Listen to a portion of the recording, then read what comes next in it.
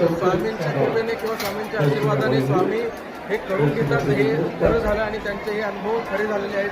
स्वामींनी 5 कोटी जप हे त्यांच्याकडून करून घेतले आहेत आणि त्यांनी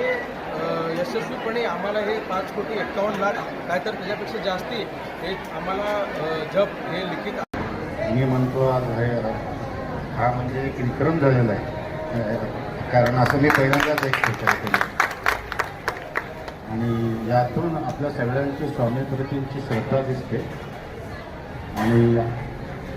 आपल्या ह्या उपक्रमाला माझ्याकडून नमन।